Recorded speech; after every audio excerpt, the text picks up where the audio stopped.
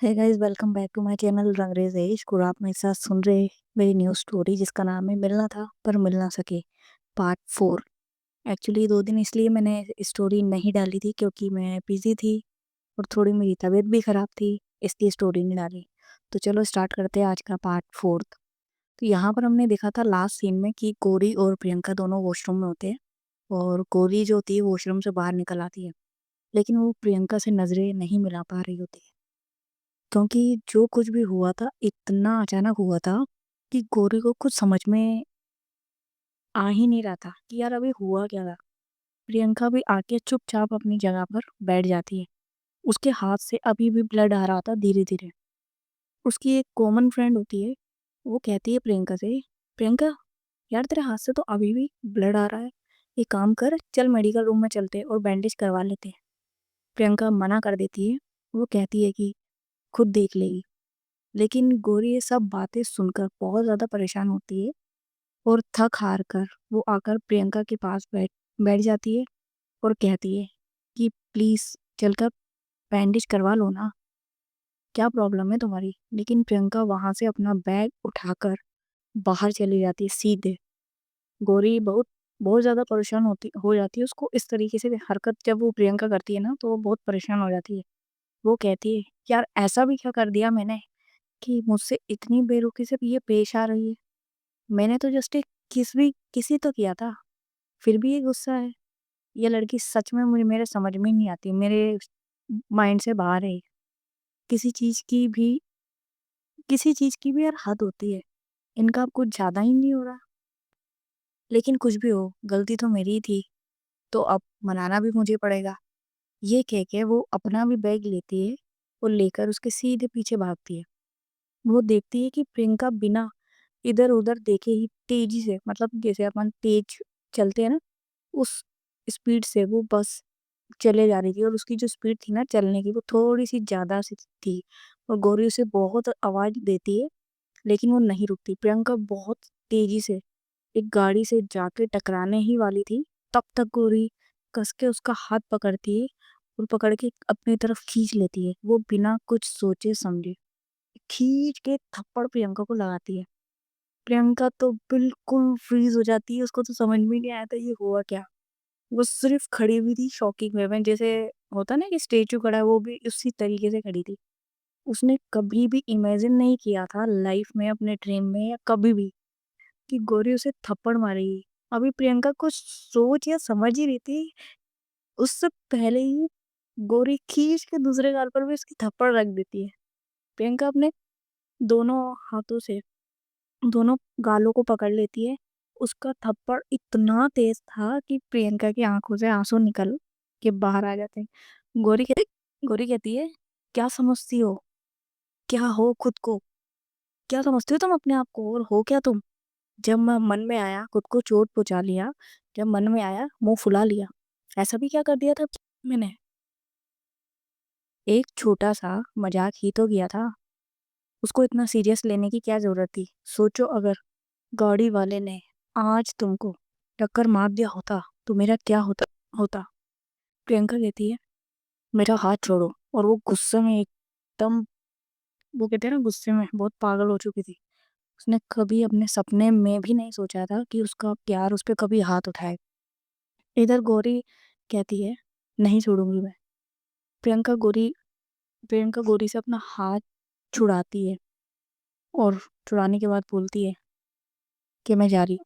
फिर से गौरी उसका हाथ पकड़ लेती है।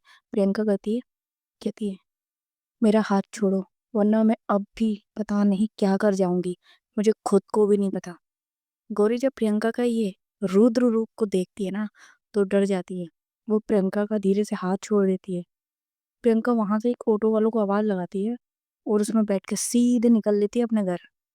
गौरी बहुत परेशान हो जाती है, उसे डर लग रहा था अब कि प्रियंका अपने पागलपन में कुछ गलत कदम तो नहीं उठा लेगी।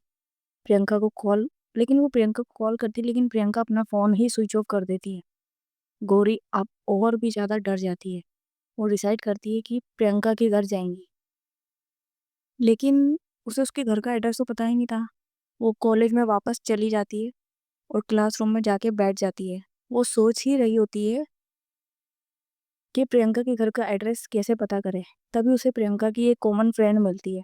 वो उसे जाके कहती है, क्या तुम मुझे प्रियंका के घर का एड्रेस बता सकती हो? वो लड़की कहती है, नहीं, ये बहुत पर्सनल इन्फॉर्मेशन है, मैं नहीं दे सकती आपको उसका एड्रेस। गौरी कहती, प्लीज समझो ना मेरी प्रॉब्लम को, मुझे बहुत ज़रूरी बात करनी है। और वो कॉल नहीं उठा रही थी। प्लीज़ उसका एड्रेस बता दो मुझे, उनमें कोई अजनबी नहीं हो, वो मेरी बेस्ट फ्रेंड है, तो तुम टेंशन मत लो, कुछ गलत नहीं होगा। दूसरी लड़की ये थी, ठीक है तुम इतना इंसिस्ट कर ही रही हो तो बता ही देती हूँ, लेकिन उसे मत बताना कि मैंने उसके घर का एड्रेस दिया है, वरना वो मुझे छोड़ेगी नहीं कहीं का भी। गौरी कहती है, ठीक है, मैं उससे नहीं बताऊंगी, तुम एड्रेस बोलो।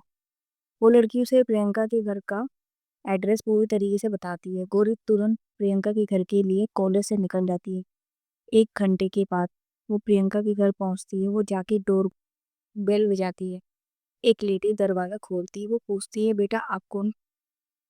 गौरी यहाँ पे देखती है कि एक लेडी ने फोन उठाया था। गौरी कहती है, मैं प्रियंका की कॉलेज की फ्रेंड हूँ, मेरा नाम गौरी है, क्या मैं प्रियंका से अभी मिल सकती हूँ? बहुत ज़रूरी काम है। वो लेडी कहती है, तो आप है गौरी जिसका नाम हर समय प्रियंका की जुबान पर रहता है? गौरी कहती, क्या आप मुझे जानती हो? वो लेडीज कहती है, ऑफ कोर्स बेटा, मैं जानती हूँ आपको, मेरी बेटी की जबान पे ना कुछ दिनों से एक ही नाम सुनाई दे रहा है मुझे, और वो नाम है गौरी ने ये किया, गौरी ने वो किया, गौरी ने ये कहा, गौरी हमेशा तुम्हारे बारे में ही बात करती रहती है। गौरी कहती, ओहो, तो आप उनकी माँ हैं? प्रणाम आंटी जी। आंटी जी, हाँ मैं प्रियंका की माँ हूँ। वो लेडीज मुस्कुराते हुए कहती है। गौरी कहती है, तो वो हमेशा मेरे बारे में ही बात करती है? गौरी ये अपने मन में ही सोचती है और मन ही मन मुस्कुराती है। वो मुस्कुराहट के साथ साथ जो शर्म से उसका चेहरा ग्लो करता है, मतलब उसके जो चेहरा था वो गुलाबीपन आने लगता है और ब्लश कर रही थी वो। उसे आसानी से गौरी के चेहरे पे देखा जा सकता था कि वो किस तरीके से ब्लश कर रही है। किन उस वो बोलती है, प्रियंका की मम्मी किन ख्यालों में खो गई बेटा आप? प्रियंका की मम्मी जैसे ही बोलती है, गौरी कहती, कुछ नहीं आंटी, कुछ नहीं, वैसे प्रियंका कहाँ है? मुझे उससे कुछ ज़रूरी बात करनी है, क्या मैं उससे मिल सकती हूँ? प्रियंका की माँ कहती है, हाँ हाँ, क्यों नहीं, जाओ मिल लो। बेटा इसमें भी कोई पूछने वाली बात है क्या? गौरी कहती है, थैंक आंटी, वैसे प्रियंका का रूम कौन सा है? आंटी कहती है, यही जो ऊपर सामने के जो रूम दिख रहा है वही है प्रियंका का रूम। गौरी ऊपर चली जाती है और जाके प्रियंका के रूम का डोर नॉक करती है। जैसे ही वो डोर पे नॉक करती है, प्रियंका कहती है, मैंने कहा था ना मम्मी आपसे कि मुझे अभी कोई बात नहीं करनी है, प्लीज़ आप चली जाइए, मेरा मूड नहीं है अभी खाने का। गौरी कहती है, प्रियंका मैं हूँ गौरी, प्लीज़ एक बार मेरी बात सुन लो, इसके बाद आप जो चाहो करना, लेकिन प्लीज़ एक बार मेरी बात सुन लो और एक बार समझने की कोशिश करो। प्रियंका कहती है, मुझे तुमसे कोई बात नहीं करनी, चली जाओ मेरी लाइफ से तुम, मुझे तुम्हारी कोई ज़रूरी बात नहीं सुननी है। गौरी कहती, प्रियंका प्लीज डोर ओपन कर दो, आपको नहीं पता इस समय मेरे ऊपर क्या बीत रही है। आपको दर्द में देख के ऐसा लग रहा है जैसे चोट आपको नहीं मुझे लगी है। आप मेरे लिए बहुत मायने रखती हो, प्लीज।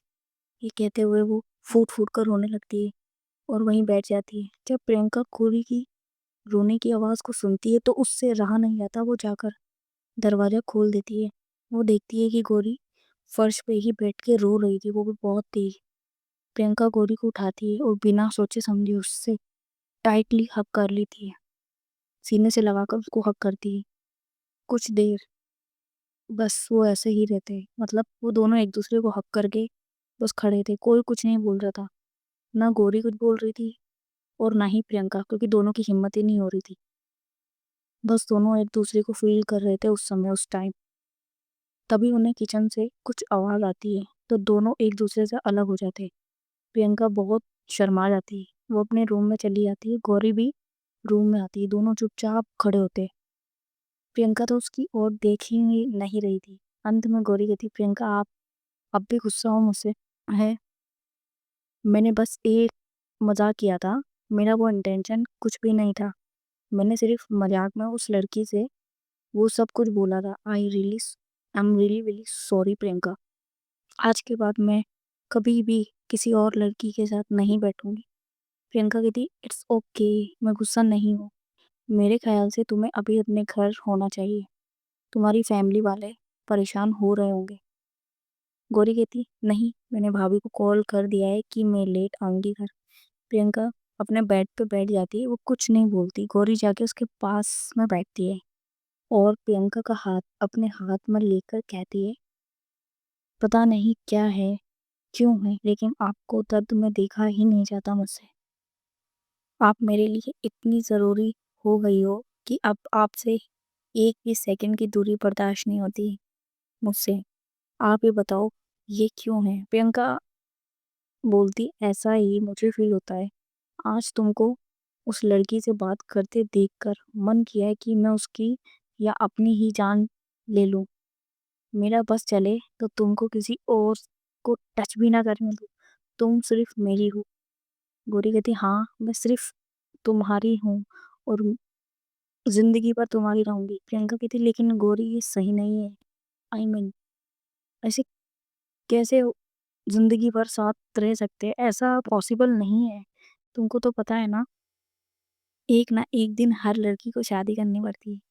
फिलहाल दोनों अलग हो जाते हैं। गौरी कहती है प्रियंका हाँ, अभी ये सब बातें क्यों सोच रही हो, अभी टाइम है ना, आराम से रहो यार, चिल करो ना, बात की बात देखेंगे बाद में। प्रियंका कहती हाँ ठीक है यार, फिलहाल अभी जो है उसे जीते हैं। ये कहकर वो गोरी गोरी को फिर से टाइटली हक कर लेती है। गोरी को याद आता है कि प्रियंका के हाथ में तो चोट है। वो खुद से उसको थोड़ा सा दूर करती है और कहती है कि अपना हाथ दिखाओ। जब वो प्रियंका का हाथ देखती है तो उसकी आंखें फिर से भर जाती है। पेन का जो नोक था वो उसकी हथेली में बुरी तरीके से चुभा चुभा हुआ था। हाथ में जहाँ पेन चुभा होता है वो वहां पर पूरे एरिया में ना उसकी स्वेलिंग आ गई थी और हाथ भी रेड हो गया होता है। तो पूछती है कि फर्स्ट किट कहाँ पर है। प्रियंका कहती है, कहती नहीं है, वो खड़ी होती है और खुद ले आती है। गौरी उसे बेड पे बिठा के खुद नीचे बैठती है अपनी नीज पे और उसके हाथ में बैंडेज करती है। प्रियंका बस उसको देखती रह जाती है। गौरी कहती है कि प्रियंका आप मुझसे प्रॉमिस करो मुझे कि आप कभी भी, आप मेरी वजह से अपने आप को कभी भी हर्ट नहीं करोगी। प्रियंका गौरी की आंखों में देखती है और कहती है ठीक है, तुम्हारे लिए कभी भी खुद को चोट चोट नहीं पहुंचाऊंगी। दोनों एक दूसरे के साथ काफी अच्छा टाइम बिताते हैं। फिर गौरी अपने घर चली जाती। ऐसे ही दोनों सेम तरीके से पूरे के पूरे अपने जो दिन है वो गुजारते हैं साथ में। एक महीने दोनों की बहुत अच्छे से गुजर जाते हैं। दोनों एक दूसरे के साथ बहुत खुश होते हैं और अपना आगे का फ्यूचर भी एक दूसरे के साथ ही देख रहे होते हैं। एक दिन गौरी का बड़ा भाई घर पे आता है। वो बहुत परेशान होता है। गौरी को भाभी पूछती है कि क्या हुआ है। तो वो कहती है कि हमें शहर को छोड़कर जाना होगा। मेरा ट्रांसफ़र हो गया है और ये ट्रांसफ़र बहुत जल्दी जल्दी में हुआ है। तो मुझे कल ही यहाँ से निकलना होगा। मुझे ही नहीं, तुम सबको भी। गौरी की भाभी कहती ऐसा कैसे हो सकता है, अभी तो गौरी ने कॉलेज जाना स्टार्ट किया है। उसकी पढ़ाई का क्या होगा। आपके ट्रांसफ़र के चक्कर में उसका कैरियर बर्बाद हो रहा है। तो उसका भाई कहता है कि उसकी करियर की टेंशन तुम मत लो, मैंने उसके लिए भी सोच लिया है क्या करना है। बहुत हो गया है उसकी पढ़ाई, अब उसकी शादी कर देना चाहिए। मम्मी पापा के चले जाने के बाद मैंने जितना करना था किया। अब मेरे हिसाब से उसकी जिम्मेदारी किसी और के हाथ में सौंप देनी चाहिए। और मैंने लड़का भी देख लिया है। मेरा दोस्त है, वो भी पुलिस में ही है। मैं उसी से गौरी की शादी करवाऊंगा। गौरी की भाभी कहती पागल हो क्या आप, अभी वो बच्ची है और आप उसकी शादी करने को कह रहे हो। कोई बच्ची नहीं है वो। और एक बात कान खोलकर सुन लो तुम, मैं उसका भाई हूँ, उसका अच्छा बुरा भला मुझे पता है।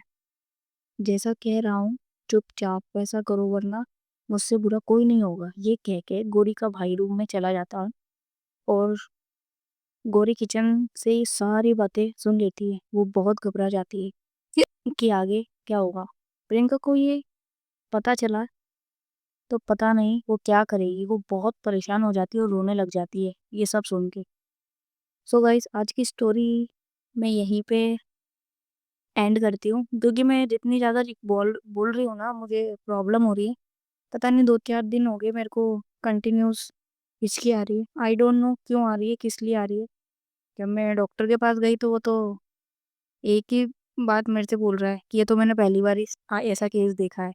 तो मेरे को बहुत प्रॉब्लम हो रही है, मेरे को ब्रीथिंग लेने में भी बहुत वो हो रहा है प्रॉब्लम। तो मैं इतनी लंबी तो स्टोरी रिकॉर्ड नहीं कर पा रही हूँ, बट जितनी भी करी है आप लोग थोड़ा-सा देख लेना। बाकी हाँ, अब स्टोरी रेगुलर आएगी, जो मुझे डालना ज़रूरी है, क्योंकि यूट्यूब की तरफ से मुझे 10 या 12 दिन का टाइम पीरियड मिला है, जिसमें मुझे अपने कंटेंट डेली डालना है। तो इसीलिए मुझे आज ये रिकॉर्डिंग करनी पड़ रही है, वरना मैं आज रिकॉर्डिंग करती नहीं। तो आई होप कि आप समझोगे, और जितनी भी मेरी स्टोरी आ रही है ना, चाहे वो शॉर्ट